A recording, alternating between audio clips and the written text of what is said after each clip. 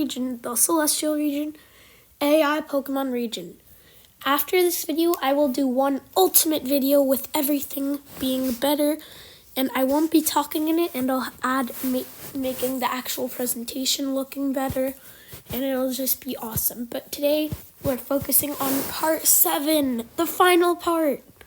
So, we are going over fossil Pokemon, and that is just, they're treated like regular Pokemon in my region, basically. Like, not all of them rock types, but here we have Tombastor, which is the Stone Age Pokemon.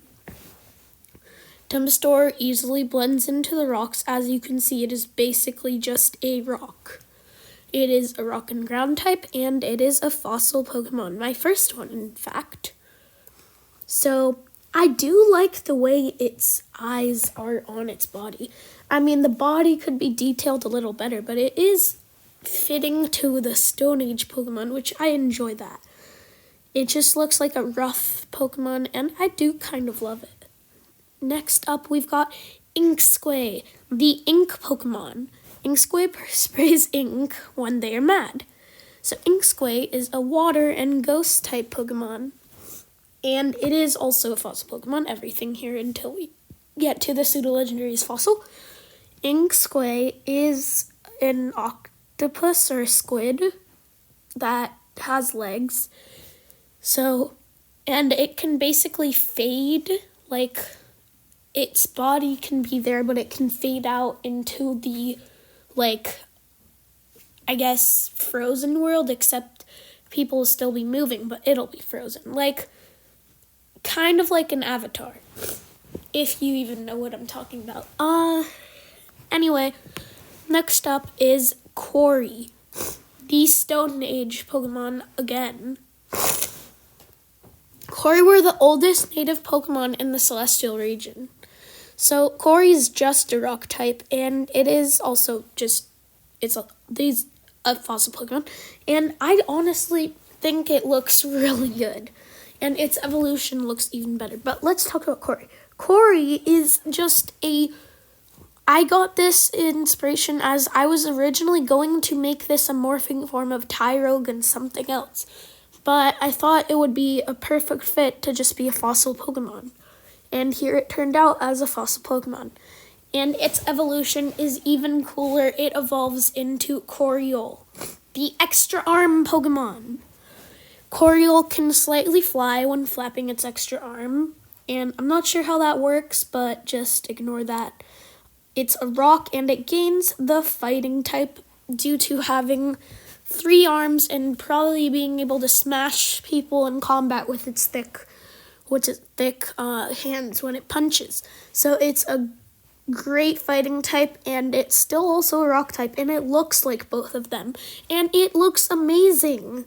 I love this one so much. It's just standing, and it also does slightly give a resemblance of Hitmonchan and Hitmontop and Hitmonlee, but not really. I was thinking maybe I could make this a morphling form of all 3, but again, it is a lot better as a fossil Pokemon. And next up, we've got Surextris. So, the individual Pokemon. Surextris abandon the young ones to let them learn on their own. So unlike most of the flying types in my region, Surextris is the opposite. They just, leave their children behind so they can learn how to grow up and be good on their own. Now, that doesn't mean they're never with each other, but you will not very often see Surextris with each other in the wild. So it's just a flying type, and I don't know how it can fly with that body weight, but it can, and it's not the best flyer. But those bulbs connected to it make it extremely buff, but those also are on its wings, which make it harder to fly for Surextris. Next, we've got Alice, the calculator Pokemon. Alice is a Pokemon calculator and the most intelligent Pokemon in the region. Alice is a psychic type, and it uses its psychotic brain to be able to be a very smart Pokemon. And even though it doesn't really look like it should be, it kind of looks like futuristic tech to me, and I know I might have been able to put a steel type with it, but I felt psychic worked better with it. And Alice evolves into Cyalor, the telepath Pokemon. Cyalor can teleport, but take others with it too. So there is a Pokemon move called Teleport. However, I looked this up, and Teleport cannot teleport others with you. You can only teleport yourself. However, Cyalor has a special ability that it can grab on other Pokemon and teleport them with it, which is what makes it super OP in battles because no one knows what's going on. Which Teleport is a pretty OP move to begin with. So that's just interesting about it. It looks pretty cool. I feel like I don't love it because it has too much going on. Like, it's an amazing AI generation. Like, I didn't think AI could make things this detailed, but in my opinion, it's slightly too detailed. Like, there's too much going on. It's hard to understand what's happening. However, I do think it excellently resembles the psychic type, and it's a great Pokemon in general. So, Cyalor. After that, we've got Chubmub, the chubby Pokemon. Chubmub can lift 3 times its weight with its strength. Chubmub is a fighting and rock type, and it's just a very strong Pokemon. So, it has that helmet on to basically protect its fragile head because all of its power goes into its belly and abs, I guess. And it's just really strong, and it would be a smasher in a battle. And it can just throw rocks 3 times its size. Next up, we have Root, the herd Pokemon. Root always travel in the packs they were born in. It's a rock type, and it's a fossil Pokemon. And here is Root's story. I made Root because of Hoot, because I thought that was funny, and I wanted to have something like that in my region. And the Sudowoodo thing with it being a grass, with it being a tree but being a rock type, that's exactly what I wanted to do with something else too. So I used the 2 things that I wanted to do with one of my Pokemon and put them together. Root, the rock type. So this obviously looks like a grass type with the bulb on its back, but actually it's a rock type, and it's a pretty strong one indeed. It's a fossil Pokemon, and you don't judge a Pokemon by its cover. So I think that's pretty cool about Root. It might also be some sort of flying type, but I don't think so. So rock type it is. And next up, we've got Cloeo, the brother Pokemon. Cloeo are always born in groups of 3, 1 each being different typings. So here we've got a water one, a fire one, and an electric one. And they all have equal power abilities, and when they train, that's how they overtake each other. So they're kind of always competing, no matter what their born line of. And even if, say, it's an electric type mates with a water type, their children are still going to be 3 at a time, water, fire, and electric. So it'll always be like that. It's pretty cool in my opinion. I didn't think I would be able to get pictures of 3 that actually look similar in the AI, so I'm proud of these. Next up, we have finally got the pseudo-legendary. This is probably going to be my brother's favorite. We've got Draisaitl, the sharp-head Pokemon.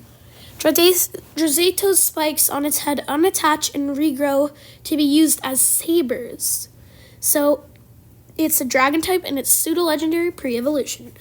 Draisaitl can literally take its hand, grab the horns on its head, not the bottom, the top, and say, there's more horn inside. Take it out, and then in a matter of seconds, it'll regrow. So that's a really cool feature about Draisaitl, and it basically uses them as a spiky sword, which makes Pokemon afraid of it, because that spiky sword can do real damage to you. Draisaitl is really cool dragon type in general. I think it looks awesome. And boy, is it powerful compared to most of the basic Pokemon in this region. Draisaitl evolves into Dragonori, the bone-tailed Pokemon. I don't exactly love how this one looks as much, but it has the same feature, except instead of taking it from the horns, it takes it from the back. So they're even longer and spikier, and they are even more helpful. And even though it looks like they could be broken easily, it takes a lot of power to break one of those things. And if you try to break it without being a very strong Pokemon, you'll probably just hurt yourself. So, also dragon type, and it gains 2 more legs. So, I don't actually like how this looks too much, but it definitely resembles the evolution of Draisaitl well, and it does look cool overall. I just think the way it looks is overshadowed by its pre-evolution and final evolution. So, it's also the pseudo-legendary pre-evolution, and it is also just a dragon type. And Dragonori evolves into Dracograns, the monstrous Pokemon. Dracograns is a furious beast that will not back down. So now it goes back to horns, and those horns can just shoot. Like, it's not using it as a saber. Those horns just come out and shoot at a Pokemon. Kind of like Probopass a little bit, how its noses shoot out. So it is a pseudo-legendary Stage 2 Pokemon. It looks awesome. It's a bit humanoid, but I don't mind that. And it just looks extremely powerful, and it looks great. I love its wings. I love its body. It's slightly over-detailed, but not too much. It just looks absolutely monstrous and amazing. Next up, we have got the first legendary. It is Spalastrius, the Sea Guardian Pokemon. Spalastrius is the guardian of water and will do all in its power to keep it safe. Water type and member of the Justice Guardians. So, yeah, my legendary quad, I don't really know how to say if they're 4. It is the Justice Guardians, and this is the water one, and I think it looks amazing. They're all supposed to slightly resemble not being the type that I give them, and I think this one does it perfectly. It just looks like a legendary. It looks like it has some sort of armor on, and it's just really cool looking in my opinion too. Next we have the Arctic Guardian, Glacinetrone, the ice one. He's the protector of the Arctic and won't let anything happen to the Arctic. So each Pokemon has their habitat that they will preserve forever. And it's the member of Justice Guardians. They're all pretty similar, and this one definitely slightly doesn't really resemble its typing, which is the entire point of the Justice Guardians, but I think it looks pretty cool. And it is pretty cool. So, next up, we've got the Sky Guardian, Sirenstris. Sirenstris won't let anything happen to the Pokemon of the sky. Sirenstris is the weakest one of the Justice Guardians because it hasn't been able to preserve the sky completely due to pollution. And then it's kind of a little bit lower because, like, the water also faced troubles, and the ice faced a little bit too, but Sirenstris faced many troubles of people polluting the air, making it hard for Pokemon to be there.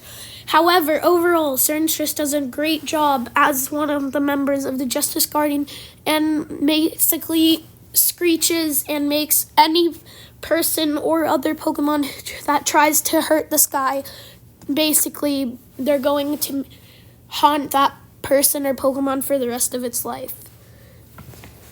And it just knows what's happening in the sky at all times. And finally, we've got Vinstrinor, the Forestal Guardian.